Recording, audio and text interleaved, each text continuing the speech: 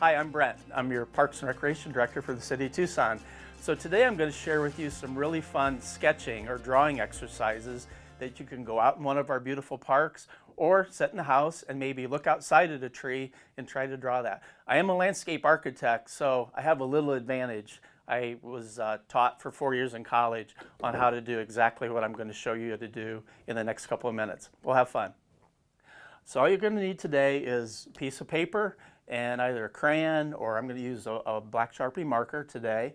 But when you look around Tucson, you'll see lots of different kinds of trees. Some of them are evergreen throughout the whole year, like pine trees or spruce trees or those type of kind of Christmas tree looking trees. And then others drop their leaves during the cooler months of winter, and those are called deciduous trees. So I'm going to actually show you a couple of real quick sketches of both evergreens and then some of the deciduous leafy trees. So this is through the drawing techniques of a landscape architect. All right, here we go. So for evergreen trees, they're kind of like a triangle or a big pyramid. So when I think about that, I'm going to just kind of draw 3 dots. So I'm going to start at the top, and it's just a real simple, you kind of imagine where the outline of your triangle might be, and you kind of connect those dots. So that's a simple, real quick version, but sometimes I'll go through and then kind of double those up. So a lot of evergreen trees are a lot fuller than that. Another technique is just a little simpler. It's just a series of lines that keep getting longer and longer, but again, it's kind of like a pyramid or a big triangle. So that's another easy one. The ones I like are really more realistic, and you kind of use a little zigzag technique, but keeping in mind what you want that ultimate triangle to look like, or that pyramid of needles and evergreen looking foliage. This is kind of a looser, but I think more realistic rendition of what an evergreen tree would look like. So there, and then we're going to put them on a little hill. And then I usually like to put a scale figure. So head, shoulder, some legs, and we'll have that guy waving at us. Oh, and he's got his kid with him here, so he'll be over here too. And they're holding hands. So anyway, so there's a group of evergreen trees. This one you could go back in and maybe add a center to it to make it look a little more naturalistic like that. So the next one I'm going to show you is actually going to be more of like a mesquite tree. So our Parks and Recreation logo tree is really beautiful. It has kind of a broad expanse of its form.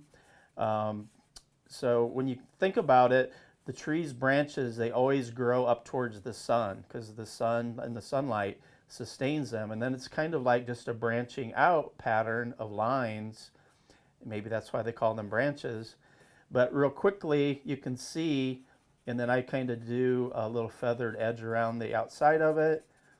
But in a real simple term, you can develop the outline or form of a tree.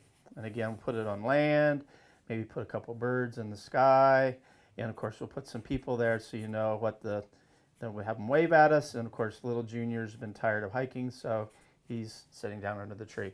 So anyway, there's another kind of fun way to show how to draw a tree. Underneath trees, a lot of times you'll have shrubs or grasses. So real quickly, I'll show you a couple quick techniques on how you might draw a shrub.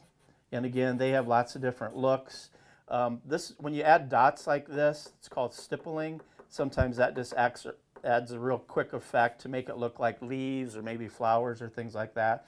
And then you can just vary the shape of the pattern of line work around it. This is kind of like a little scallop thing, and put some branches in the center. The other thing is most of our landscapes do have understory plants or grasses, so it's kind of a little zigzag check mark thing. But again, real quickly, it makes it look quite natural.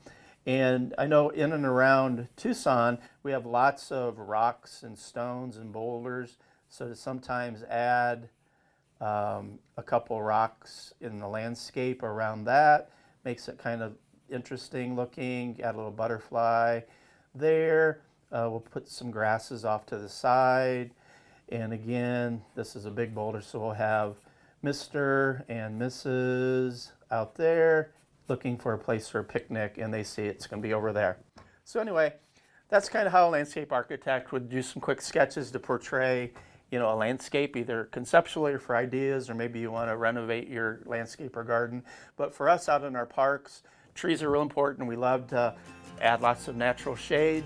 So as you get back to enjoying your parks, maybe there'll be an opportunity you can help us plant a tree or two. But anyway, enjoy your drawings.